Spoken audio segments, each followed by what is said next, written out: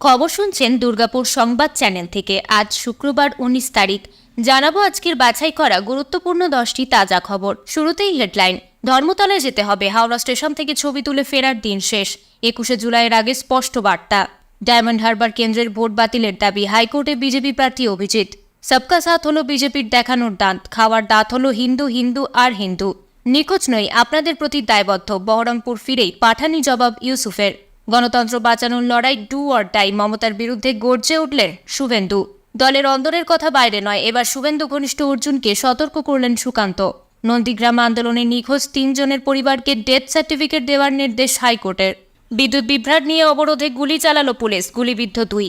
প্রতিদিন নিয়মিত সঠিক খবর শোনার জন্য দুর্গাপুর সংবাদ চ্যানেলটিকে সাবস্ক্রাইব করুন। আসছি বিস্তারিত খবরে। ভোটে জয়, প্রথমবার সাংসদ হিসেবে শপথ গ্রহণ। এই পর্ব মিটে যাওয়ার পর আর তাকে সেভাবে দেখা যায়নি, আর তাতেই উঠেছিল প্রশ্ন, বহিরাগত ক্রিকেটার কি তবে রাজনীতির মাঠে খেলতে ইচ্ছুক নন? বহরমপুরকে কতটাই বা চিনেছেন? সেখানকার মানুষজনের দাবি দাওয়ার চাহিদার জানেনই বা কি? কাজ করবেন কিভাবে? একগুচ্ছ প্রশ্নের মুখের ওপর জবাব দিয়ে দিল তার উপস্থিতি। বুধবার বহরমপুরে পৌঁছে তৃণমূলের তারকা সাংসদ ইউসুফ পাঠান সাফ জানিয়ে দিলেন, তিনি নিখোঁজ নন, নিজের কাজ নিয়ে যথেষ্ট ওয়াকিবহল, দায়বদ্ধ। প্রতিশ্রুতি যা দিয়েছেন সবই রাখবেন। আর এই পাঠানি জবাবে মুখে একেবারে তালা লেগে গিয়েছে নিন্দুকদের। বহরমপুর তথা বাংলার রাজনীতিতে জায়ান্ট কিলার তিনি। 5 বারের সাংসদ অধীর চৌধুরীকে হারিয়ে দিল্লিতে গিয়েছেন। তার জন্য তৃণমূল নেত্রী মমতা বন্দ্যোপাধ্যায়ের বিশেষ প্রশংসাও পেয়েছেন। ফলে কোনো রকম সমালোচনা মোটেই বরদাস্ত করবেন না। এখন বহরমপুরবাসীর কাজের ভার তার উপর, তা ভালোই বুঝেছেন। তাই তার বার্তা, সমস্ত ক্ষেত্রে কর্তব্য পালনের জন্য পৃথক দায়িত্ববোধ রয়েছে, আর তিনি জানেন কিভাবে তা পালন করতে হয়। ইউসুফের কথায়, আমি নিখোঁজ নই। আগেই বলেছিলাম, আমি যেমন রাজনীতিতে দায়বদ্ধ, তেমনি পরিবারের প্রতিও দায়বদ্ধ। ঠিক তেমনি খেলা নিয়েও দায়িত্ব রয়েছে আমার। আমি খেলেই এত বড় হয়েছি। তবে এখানকার সাধারণ মানুষের জন্য কাজ করার আছে। এখানকার মানুষের কাজ আটকে যেতে কিছুতেই দেব না। প্রিয় দর্শক, আমরা এই ভিডিওটায় 3000 লাইক এবং 1000 সাবস্ক্রাইবার টার্গেট করছি। আশা করি আপনারা সকলেই আমাদের টার্গেটটি সম্পূর্ণ করবেন। এবং আপনি কোন জেলা থেকে আমাদের খবরটি শুনছেন অবশ্যই কমেন্ট করে জানাবেন। ফিরে আসছি খবরে। ডায়মন্ড হারবার লোকসভা কেন্দ্রের নির্বাচন বাতিল ও পুনর্নির্বাচনের আবেদন জানিয়ে কলকাতা হাইকোর্টের দ্বারস্থ বিজেপি প্রার্থী অভিজিৎ দাস ওরফে ববি। বৃহস্পতিবার আদালতে ইলেকশন পিটিশন দায়ের করেন তিনি। বিজেপি প্রার্থীর অভিযোগ, ভোটারদের ভয় দেখানোর হুমকি দেওয়া হয়েছে। গণনা কেন্দ্রে ঢুকে বিজেপি এজেন্টদের মারধর করা হয়েছে বলেও দাবি পরাজিত বিজেপি প্রার্থীর। তার আরও দাবি, যাতে কেউ ভোট দিতে না পারেন তাই বহু জায়গায় ইভিএমে বিজেপির প্রতীক ঢেকে দেওয়া হয়। সেই কারণে সিসি ক্যামেরার মুখ ঘুরিয়ে দেওয়া হয় বলেও অভিযোগ। অভিষেক বন্দ্যোপাধ্যায়ের গড় ডায়মন্ড হারবার। লোকসভা নির্বাচনে ওই কেন্দ্রের দিকে স্বাভাবিকভাবেই সকলের বাড়তি নজর ছিল। তার প্রতিদ্বন্দ্বী হিসেবে বিজেপি কাকে প্রার্থী করে তা নিয়ে জল্পনা কম দানা বাঁধেনি। হাজারো টানাপোড়েনের পর এই কেন্দ্রের প্রার্থীর নাম ঘোষণা করে গেরুয়া শিবির। অভিজিৎ দাস ওরফে ববিকে প্রার্থী হিসেবে টিকিট দেওয়া হয়। এর আগে 2009 এবং 2014 সালেও ভোটে লড়েন তিনি। তবে ডায়মন্ড হারবার লোকসভা কেন্দ্রে দাঁত ফোটাতে পারেননি দক্ষ সংগঠক অভিজিৎ। বাংলায় সবুজ ঝড়ে পর্যুদস্ত হন। 7 লক্ষেরও বেশি ভোটে জেতেন অভিষেক বন্দ্যোপাধ্যায়। তার নিকটতম প্রতিদ্বন্দ্বী ছিলেন বিজেপি প্রার্থী অভিজিৎ দাস। তিনি 3,37,300 ভোট পান। তার দাবি, ভোটে কারচুপি হয়েছে বলেই জিতে গিয়েছেন অভিষেক। সে কারণেই ভোট বাতিল এবং পুনর্নির্বাচনের দাবি করেছেন অভিজিৎ। এই খবর শুনছেন আপনারা দুর্গাপুর সংবাদ চ্যানেল থেকে। রাজ্যের বিরোধী দলনেতা শুভেন্দু অধিকারীর বিরুদ্ধে দায়ের হওয়া সব মামলায় কেস ডায়েরি চাইলেন কলকাতা হাইকোর্ট। বৃহস্পতিবার শুভেন্দুর বিরুদ্ধে পুলিশকে 26টি মামলার কেস ডায়েরি দিতে বলে আদালত। বিচারপতি জয় সেনগুপ্তের নির্দেশ, আগামী 8ই অগস্ট এই সব মামলায় কেস ডায়েরি আদালতে জমা দিতে হবে পুলিশকে। এর আগে ওই 26টি মামলায় রক্ষা কবচ দিয়েছিলেন বিচারপতি রাজাশেখর মান্থা। তখন হাইকোর্ট জানিয়েছিল, আদালতের অনুমতি ছাড়া বিরোধী দলনেতার বিরুদ্ধে কোনো এফআইআর দায়ের করা যাবে না। বৃহস্পতিবার অন্তর্বর্তী সেই নির্দেশও বহাল রেখেছে আদালত। 2022 সালের 8ই ডিসেম্বর তার বিরুদ্ধে দায়ের হওয়া মোট 26টি এফআইআরের বিরুদ্ধে কলকাতা হাইকোর্টের দ্বারস্থ হন শুভেন্দু অধিকারী। রাজ্যের বিরোধী দলনেতা অভিযোগ করেন, দল বদলের কারণে প্রতিহিংসার শিকার হচ্ছেন। পরিকল্পনা মাফিক একের পর এক মিথ্যে মামলায় ফাঁসানো হচ্ছে, যার অধিকাংশই ভিত্তিহীন। সেই কারণে শুভেন্দু অধিকারী তার বিরুদ্ধে হওয়া সমস্ত মামলা খারিজের আবেদন করেন। অন্যথায় সিবিআই তদন্তের দাবি জানান। সেই মামলায় বিচারপতি রাজাশেখর মান্থার পর্যবেক্ষণ, শুভেন্দু অধিকারী একটা সময় তৃণমূলে ছিলেন, বর্তমানে তিনি বিরোধী দলনেতা। মানুষের ভোটে নির্বাচিত, ফলে পুলিশ নিজে অথবা অন্য কারোর নির্দেশে তার বিরুদ্ধে একের পর এক অভিযোগ তুলে বিরোধী দলনেতার কাজ স্তব্ধ করার চেষ্টাও করতে পারে।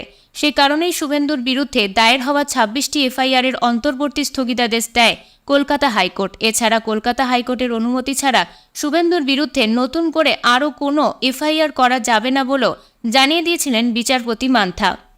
তবে রক্ষা কবচের পরেও কিভাবে শুভেন্দুর বিরুদ্ধে এফআইআর দায়ের হলো তা নিয়ে বিস্ময় প্রকাশ করেন বিচারপতি মান্থা। আদালতের অনুমতি ছাড়া রাজ্যের বিরোধী দলনেতার বিরুদ্ধে এফআইআর করা যাবে না বলেই জানান বিচারপতি। আগামী 8ই অগস্ট শুভেন্দুর বিরুদ্ধে দায়ের হওয়া সমস্ত এফআইআর এর কেস ডায়েরি জমা দিতে হবে আদালতে। তারপরই পরবর্তী সিদ্ধান্ত নেবে হাইকোর্ট। হকারদের পাশে দাঁড়ানোর বার্তা দিয়ে বিক্ষোভ মিছিল করল সিপিএম। বৃহস্পতিবার দুপুরে পশ্চিম বর্ধমান জেলার দুর্গাপুরের গান্ধী মোড় থেকে এডিডিএ পর্যন্ত মিছিল হয়। দুর্গাপুর নগর নিগম এবং এডিডিএর সামনে বিক্ষোভ দেখান সিপিএম কর্মী সমর্থকেরা। নেতৃত্ব দেন প্রাক্তন সিপিএম বিধায়ক বিপ্রেন্দু চক্রবর্তী ও সন্তোষ দেবরায়। ছিলেন উচ্ছেদ হওয়া হকারদের অনেকে। পুনর্বাসনের দাবি জানান তারা। বিপ্রেন্দু চক্রবর্তী বলেন, কলকাতা পুরসভা নির্বাচনের আগে মুখ্যমন্ত্রী বলেছিলেন হকারদের চিহ্নিত করা হবে এবং পরিচয়পত্র দেয়া হবে, নির্দিষ্ট জায়গা দেয়া হবে, কিন্তু সেসব কিছু না করে অমানবিকভাবে হকারদের উচ্ছেদ করা হচ্ছে। দুর্গাপুরেও গত 5-6 মাস আগে একবার হকার উচ্ছেদ করা হয়, কিছুদিন আগে আবার হকার উচ্ছেদ হলো। চরম সমস্যার মুখে এখন হকাররা। কেন্দ্র ও রাজ্য সরকারের 2014 সালের আইন অনুযায়ী হকারদের পাশে দাঁড়াতে হবে। ডিব্রুগড় এক্সপ্রেস দুর্ঘটনায় কি নাশকতার তত্ত্ব উঠে এলো? ট্রেনের চালকদের একজনের বক্তব্যে তেমন সম্ভাবনা উড়িয়ে দেওয়া যাচ্ছে না। বৃহস্পতিবার চণ্ডীগড় থেকে ডিব্রুগড়গামী এক্সপ্রেস ট্রেন উত্তরপ্রদেশের গোন্ডা জেলায় মতিগঞ্জ এবং ঝিলাহি স্টেশনের মাঝে দুর্ঘটনায় পড়ে। ট্রেনটির 12টি কামরা লাইনচ্যুত হয়ে যায়। এই ঘটনায় এখনও পর্যন্ত মৃত্যু হয়েছে 4 জনের। দুর্ঘটনার কারণ এখনও সরকারিভাবে জানানো হয়নি। এর মধ্যে এক্সপ্রেস ট্রেনটির 2 লোকো পাইলটের একজন ত্রিভুবন জানান, বগি লাইনচ্যুত হওয়ার আগে তিনি বিস্ফোরণের শব্দ শুনতে পেয়েছিলেন। তবে এই বিষয়ে এখনও বিশদে কিছু জানা যায়নি। প্রাথমিকভাবে জানা গিয়েছে ট্রেনটির 4টি এসি কোচের সবথেকে বেশি ক্ষতি হয়েছে। 2টি বগি সম্পূর্ণ উল্টে গিয়েছে। কিভাবে এই দুর্ঘটনা ঘটল তা এখনও স্পষ্ট নয়। লাইনে কিছু পড়েছিল বলে সন্দেহ করা হচ্ছে। দুর্ঘটনার খবর পেয়ে শুরু হয়েছে ত্রাণ ও উদ্ধারের কাজ। আটকে পড়া যাত্রীদের যুদ্ধকালীন তৎপরতায় উদ্ধারের কাজ শুরু হয়েছে। বেশ কয়েকজন যাত্রীকে উদ্ধার করে ইতিমধ্যেই নিকটবর্তী হাসপাতালে পাঠানো হয়েছে। উত্তরপ্রদেশের মুখ্যমন্ত্রী যোগী আদিত্যনাথ সরকারি কর্তাদের ঘটনাস্থলে পৌঁছানোর নির্দেশ দিয়েছেন। রেল মন্ত্রকের তরফে মৃতদের পরিবারকে 10 লক্ষ টাকা করে দেওয়ার ঘোষণা করা হয়েছে। গুরুতর আহতেরা পাবেন 2.5 লক্ষ টাকা করে এবং অল্প আঘাতপ্রাপ্তদের দেয়া হবে 50,000 টাকা করে। সুরঙ্গম্যান সাদ্দাম সরকারকে 12 দিনের পুলিশ হেফাজতের নির্দেশ দিল আদালত। সিপিএম নেতা মান্নান খানকে 5 দিনের পুলিশ হেফাজতের নির্দেশ দিয়েছে আদালত। বুধবার রাতে ঝুপড়িঝাড়ার বানিরধল এলাকা থেকে সাদ্দাম সর্দার ও কুলতলি সিপিআইএম নেতা মান্নান খান গ্রেপ্তার করেছে পুলিশ। এই 2 অভিযুক্তকে বারুইপুর মহকুমা আদালতে পেশ করে পুলিশ। জয়নগর ও কুলতলি থানায় এদের নামে একাধিক অভিযোগ রয়েছে বলে আদালতে উল্লেখ করা হয়েছে। আদালতে সরকারি আইনজীবী 14 দিনের পুলিশ হেফাজতের আবেদন জানায়। এখনো পর্যন্ত এদের কাছ থেকে কোনো উদ্ধার হয়নি। পুলিশকে যে আগ্নেয়াস্ত্র দেখানো হয় তার ভিডিও ফুটেজ আছে বলে আদালতে জানায় আইনজীবী।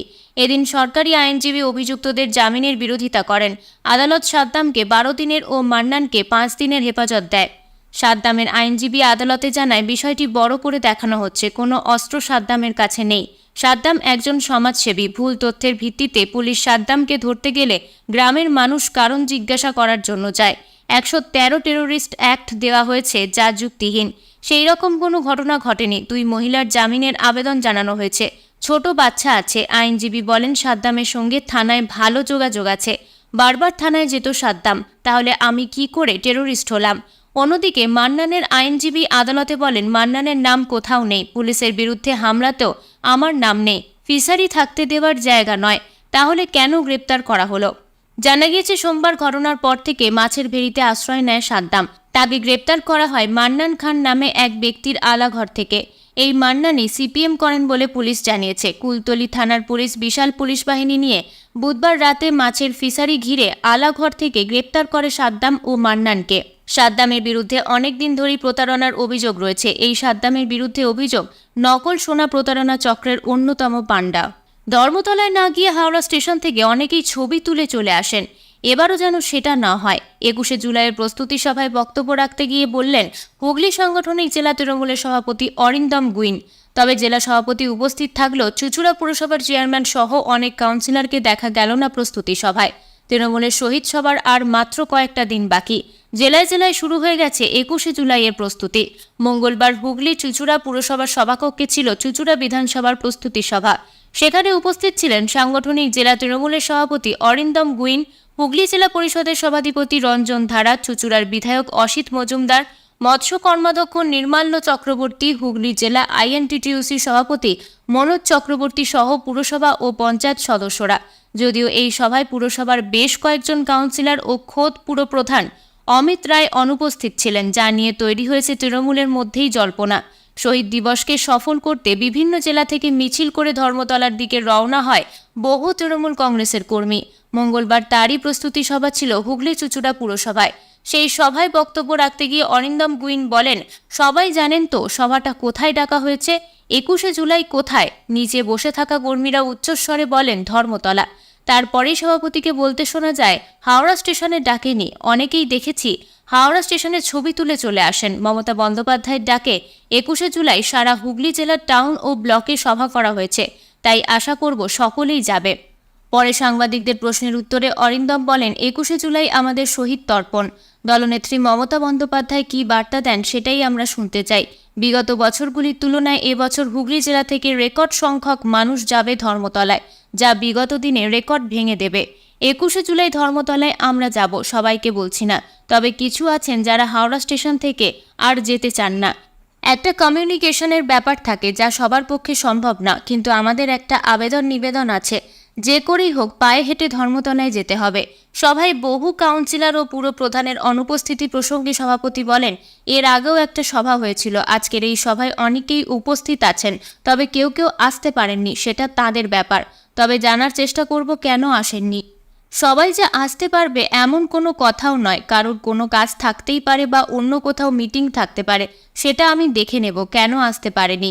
এতক্ষণ খবর শুনছিলেন দুর্গাপুর সংবাদ চ্যানেল থেকে। খবর এখনকার মতন এই পর্যন্তই। ধন্যবাদ।